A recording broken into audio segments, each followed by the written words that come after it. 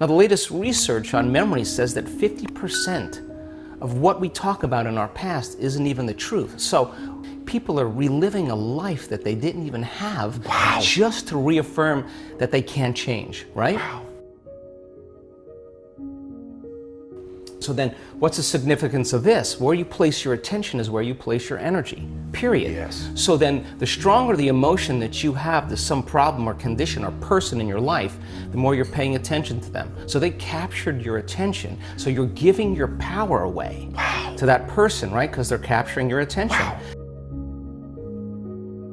There's an energetic connection to every person, everything in your past, present reality has your energy connected to it. So now, this is the significance. When a person really decides to be defined by a vision of the future instead of the memory of the past, the hardest part about it is all of a sudden becoming conscious and not making the same unconscious choice.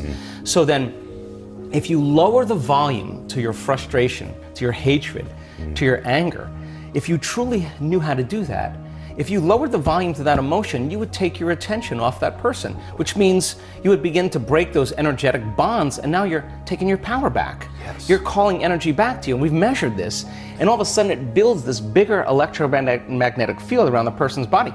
That's energy to heal. That's energy to create a new future with, right? And then if you didn't want to lower the volume to the emotion, then just take your attention off the person. And every time you take your attention off the person, if you became conscious of that, you wouldn't feel the emotion. Now the body, though, has been addicted to that emotion because you're using that person to reaffirm your addiction to hatred or frustration. And if that person died, you'd find another one. So then here you go now. So now you're in a position now where you begin to lower the volume to that emotion, and the body's going, wait a second, you've been doing this for the last 20 years, and all of a sudden you're just going to stop hating? And the body says, well, I've been conditioned this way, and conditioning is based on the past. So when the body feels the lack of that emotion, just like a drug addict, it says, hey, you're off schedule here. So now the body starts influencing the mind to think about experiences that are embossed in the brain that are based on that emotion. So the emotion now is causing you to think in the past. If we teach a person then how to trade that frustration or that hatred for an elevated emotion, and they'll say, yeah, but you know, it was my ex's fault, or I got betrayed by my partner in business. Yeah, we know that. Okay, so let's take your partner in business or take your ex, let's duct tape them, put them in a cannon and shoot them to the moon. Now what are you gonna do? Sooner or later, you gotta reckon with yourself and change, right? So then, teach a person then how to trade that emotion for an elevated emotion. Now, trade the emotion for an elevated emotion. Right. So you're going to give that up, and you're going to practice feeling gratitude, as an example. Yes. And the person says, well, I can't feel gratitude. And I say, absolutely you can, because you don't practice feeling it. You practice spending most of your time feeling hatred and frustration. So now it's going to take a little time to cause that heart of you to bloom, or your heart of yours to bloom. Once they're able to feel even the smallest measure of gratitude, where they start feeling appreciation, thankfulness, gratitude, it's emotional signature. When you get something, when you're receiving something, when something has happened to you, or when something is happening to you, you say thank you because you're receiving something. So the emotional signature of gratitude means the event has already happened, or it's happening to you. So the moment you open your heart and you feel gratitude, well, that emotion then is telling the body that the experience has already occurred, and the thought then can make it into the body because it's consistent with the thought. So now you're beginning to program the autonomic nervous system into a very specific destiny. You got to maintain that modified state of mind and body your entire day, independent of the conditions in your outer environment, independent of your body's cravings of those emotions and habituations, and independent from time. And if you can, get ready, because something weird or unusual, some synchronicity, some coincidence, some opportunity is going to land in your lap. And you didn't have to go and get it. Yes. It came to you. Now you're the vortex of creation. So if you say to me, well, I was feeling gratitude, but then there was traffic, or my coworker sent me a nasty email, then I would say, oh my God, you mean you're allowing your environment, your outer environment, to control how you feel and think?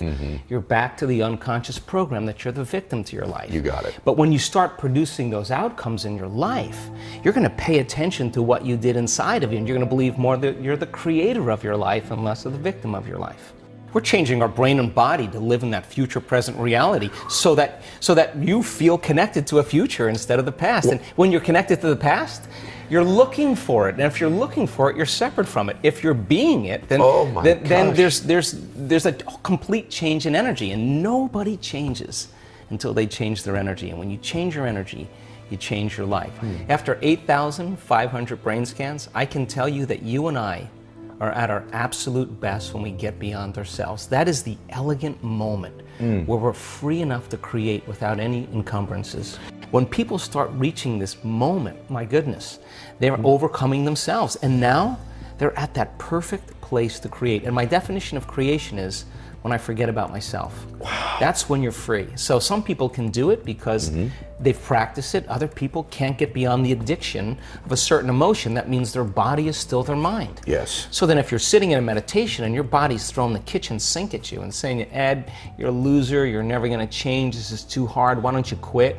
And you're aware that that's your body doing that, and you say to your body, we're gonna sit here and we're going to sit in this fire, and I'm going to keep applying the formula, and your brain starts running to all the emails you have to do, and you become aware of that, and you return back to the present moment, and you tell the body it's no longer the mind, that you're the mind. Now your will is getting greater than that program, and there's a liberation of energy. And every time you do that, that's a victory. And you teach people. Every time you do that, that's a victory. When your mind tells the body, I'm in charge. When you say to your, when you want to get up and you want to quit, and you go, oh, no, that's my body, bring it back. Okay. And now you're taming the animal. The body is the animal, and you're like a dog. You sit, and if you keep doing this, you're climbing on top, and the body finally acquiesces. It finally says, "I'm not going anywhere," and then boom, there's this liberation of energy. What's the side effect? Joy.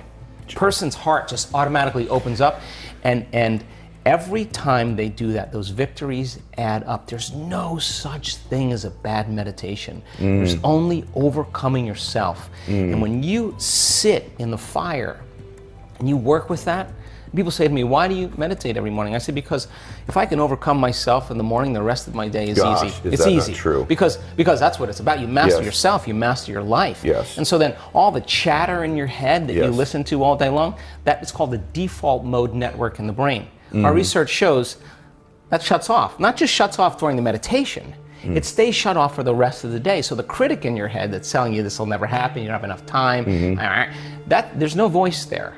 So you just have a clear flow on where you're going, and you trust yourself more. Yes. So then when you start practicing creating that brain and heart coherence, you can believe in a future that you can't see or experience with your senses yet, but you've thought about enough times in your mind that it's actually, there's physical evidence in your brain to look like it's already happened. Man. And you can begin to understand, you can select a new potential in the quantum field, and every day emotionally embrace that future reality to such a degree that your body begins to believe it's living in that future reality in the present moment, and you're signaling new genes and new ways to change your body to look like it's already happened. Now think about this. If there's physical evidence by thought alone in your brain and body to look like your wealth or your future has already happened, it's already happened. It's already happened. And you're already it. So it's not about your wealth. It's not about your health. It's not about your freedom. It's who you become. So then as you overcome,